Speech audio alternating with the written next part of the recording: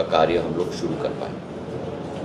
अशोकनगर का जो call centre की शुरुआत मैंने की थी 200 सीटर्स के साथ, आज हम लोग 285 तक पहुंच चुके हैं और सारे हमारे टेलीकॉम और दूसरी कंपनियों के साथ भी मेरी चर्चा हुई है और हमारी कोशिश रहेगी कि नवंबर अंत तक हम लोग इसे करीब 670 सीटर तक हम लोग ले जाएं। मतलब कि करीब करीब इसका 2.5 गुना बढ़ोतरी हम लोग इसी फैसिलिटी पे हम लोग करेंगे। उनके लिए 3 मुख्य कठिनाइयाँ थीं। एक सड़क की व्यवस्था, जो मैंने सांसद निधि से राशि दे दी है। दूसरी बिजली की व्यवस्था, जो प्रशासन ने करा दी है। और तीसरी उनकी बस ऑपरेटर्स के साथ एक समझौता, ताकि रात में बच्चों को ले जाने के लिए सुविधा हो पाए। वो भी अगले 1-2 दिन में हो जाएगी। सड़क का भूमि पूजन आज हम लोग कर रहे हैं और 15 अक्टूबर तक वो सड़क पूरी तरह से तैयार हो जाएगी। इसका दूसरा भाग कॉल सेंटर का, जब एक बार हम लोग 670 तक पहुंच जाएंगे, उसे हम लोग रीडेंसिफिकेशन प्रोजेक्ट के अंतर्गत हम लोग ले रहे हैं, ताकि इसका एक ज़्यादा प्रचंड रूप हम लोग स्थापित कर पाएँ। तीसरा मुद्दा है हमारा अशोकनगर अस्पताल का 63 करोड़ का हम लोगों का जो एक बहुत महत्वाकांक्षी योजना है 300 बिस्तर की, और 50 क्रिटिकल केयर भी इसमें सम्मिलित होंगे। इसका कार्य इस साल के जुलाई से शुरुआत हो चुकी है। वर्षा ऋतु के वजह से कार्य ज़्यादा प्रगति नहीं हो पाई है और मई 2027 तक ये 300 बिस्तर का अस्पताल हम लोगों का पूर्ण रूप से तैयार हो जाएगा। वर्तमान में हमारे 100 बिस्तर हैं, 200 बिस्तर 100 हैं। परमिशन 100 की है, पर हमने बनाई है वहाँ 200 की फैसिलिटी, पर परमिशन है 100 की। तो 400 बिस्तर का हम लोगों का अस्पताल बन जाएगा। कुल मिलाकर 31 पोस्ट हमारे जिले अस्पताल में अभी खाली हैं और ट्रॉमा सेंटर में 12। टोटल मिला के हमारे 43 पोस्ट, 43 पोस्ट हमारे वेकेंट हैं और इसको हम लोग आने वाले महीनों में, ये दशहरे के बाद इसको भरने का कार्य हमारा शुरू होगा। राजेंद्र शुक्ल जी के साथ मेरी इस विषय पर चर्चा हो गई है। चौथा मुद्दा है हमारी पानी सप्लाई की स्कीम की। बहुत बड़ी एक महत्वाकांक्षी योजना है 922 करोड़ की, जहां राजघाट से अशोकनगर के 6 के 6 हमारे नगरीय निकाय की संस्थाओं के लिए हम लोग पानी ला रहे हैं। पहले तो सबसे बड़ी बात थी कि जो कोटा था अशोकनगर के लिए, वो करीब करीब 20 MLD का कोटा था। इसको बढ़ाकर मैंने 33.70 MLD मैंने कर दिया, ताकि 2050 तक कोई पानी की किल्लत अशोकनगर ज़िले के लिए न हो। तो 13.70 MLD की बढ़ोतरी, मतलब करीब करीब 70% बढ़ोतरी, जो वर्तमान का कोटा है वो मैंने स्वीकृत करा दिया। अब वो पानी हम राजघाट से ले रहे हैं। उसके लिए ये योजना का क्रियान्वयन शुरू हो चुका है 2021 से। 2026 के अंत तक ये संपूर्ण होगा और इसी के साथ मिलेगा हमारे 6 के 6 जो नगरीय निकाय हैं उनकी वितरण की योजना, क्योंकि रॉ वाटर मेन राइजिंग से और वहाँ के पंपिंग से राजघाट से यहाँ तक पानी आएगी और फिर यहाँ से जो आपकी मेन पाइप है उससे छोटे वाले पाइप हर एक नगरीय निकाय में चले जाएंगे, पर हर एक की जॉइनिंग अलग अलग जगह पे होगी दूरी के आधार पर। इसके लिए भी अलग अलग शहरी क्षेत्र के लिए अलग अलग राशि स्वीकृत हो चुकी है। 14 करोड़ अशोकनगर के लिए, 3.5 करोड़ चंदेरी के लिए, 3 करोड़ ईसागढ़ के लिए, ऐसे करके। पर मैं वर्तमान में इसकी गति से संतुष्ट नहीं हूँ। मैंने कहा है कि मैं 1 हफ्ते की अवधि दे रहा हूँ प्रशासन को। मुझे पूरा एक दृश्य चाहिए। राजघाट से मेन पाइपलाइन से हम लोग अशोकनगर ज़िले तक, L&T हमारा कॉन्ट्रैक्टर है, वो पानी कब तक कैसे आएगा, और फिर कौन सी नगरीय निकाय बॉडी कहाँ जुड़ेगी और उसकी जिम्मेदारी कहाँ तक है, 2 श्रेणी पर। एक, उस main arterial raw water main pipeline से आपको अपने OHT ओवरहेड टंकी तक शहर तक लाना है। फिर जब ओवरहेड टंकी तक शहर तक आएगी तब उसको आपको एक एक व्यक्ति के घर तक डिस्ट्रीब्यूशन पाइपलाइन से पहुंचाना है।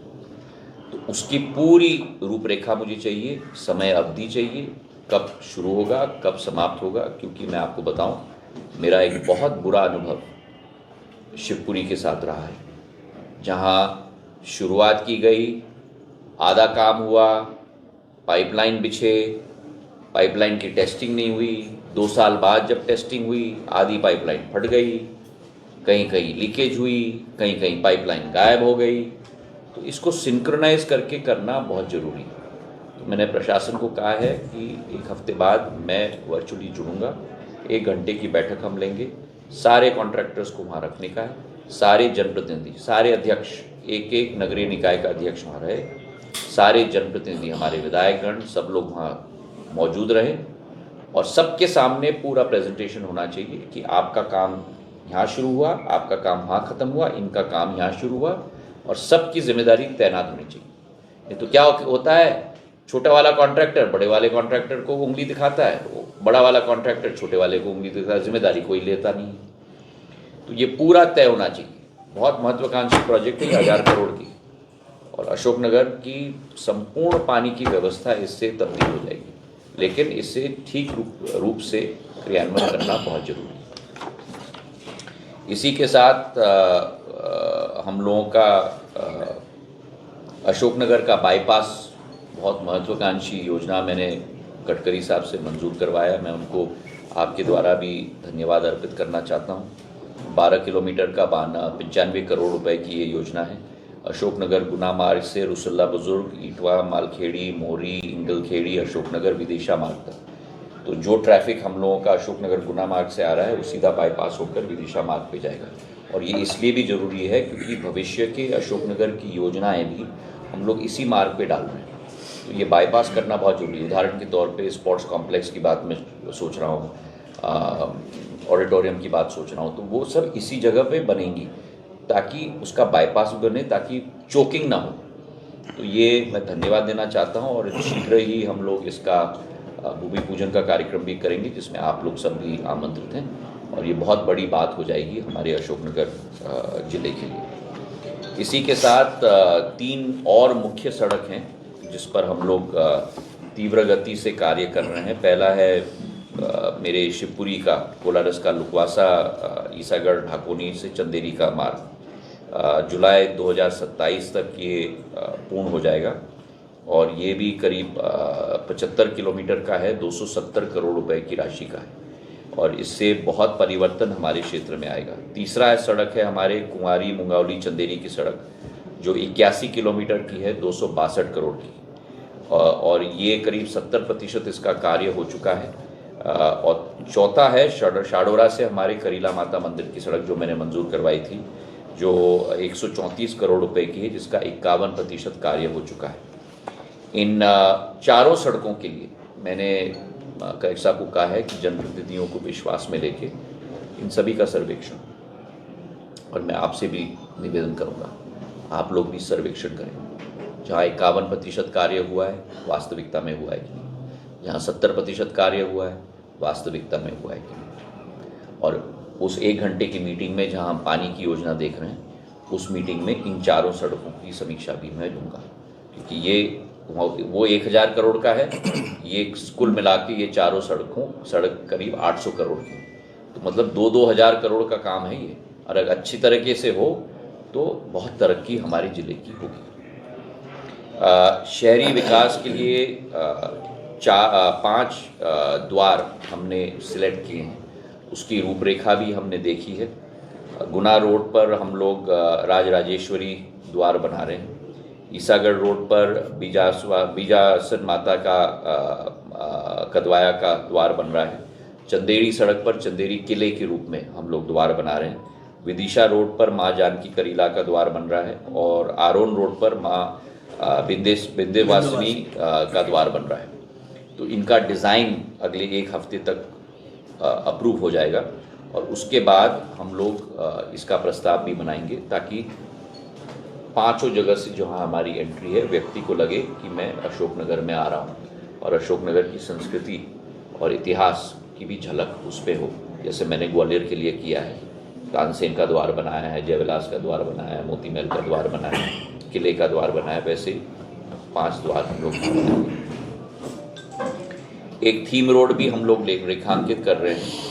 दुबे अस्पताल से हमारा HDFC तिराहे तक करीब 2 किलोमीटर का फासला है, जहां फुटपाथ और ब्यूटिफिकेशन, सेल्फी पॉइंट्स और बीच का डिवाइडर की सौंदर्यीकरण भी हम लोग करें।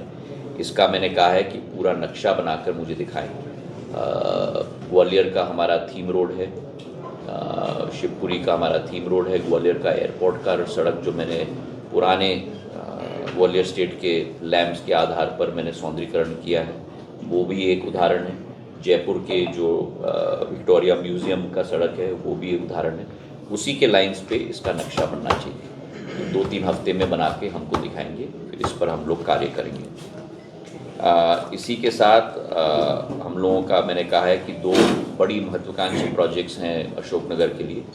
एक तो हमारा संस्कृति ऑडिटोरियम 1000 सीटर का हम लोग बनाने की कोशिश कर रहे हैं। रीडेंसिफिकेशन प्रोजेक्ट का ही भाग होगा। और मैंने कहा है कि राजमाता साहब की स्मृति में जो कृषि विद्यालय का ऑडिटोरियम ग्वालियर में बना है उसकी रूपरेखा भी ये लोग भी देखें, क्योंकि वो 1000 सीटर है। वैसा ही एक ऑडिटोरियम हमारा अशोकनगर में बनना चाहिए। और उसी के साथ मालखेड़ी में हमारा 45 करोड़ का स्पोर्ट्स कॉम्प्लेक्स जो गुना के तहज पर मैंने यहाँ के लिए भी डिज़ाइन किया है, तो उसकी भी पूर्ण रूपरेखा तैयार है। तो इन दोनों को हम लोग उसी रीडेंसिफिकेशन प्रोजेक्ट के साथ हम लोग जोड़ रहे हैं और उसी का हम लोग क्रियान्वयन करेंगे। तो ये हमारे 11-15 योजनाओं की सूचना मैं आपको देना चाहता था। बंगलुरु की ट्रेन तो बहुत सफलतापूर्वक चल रही है और उसी के साथ अशोकनगर को हम लोग आगे बढ़ाने के लिए 1-2 चीज़ और मैं सोच रहा हूँ जो बाद में आप लोगों को बताऊँगा। साहब आप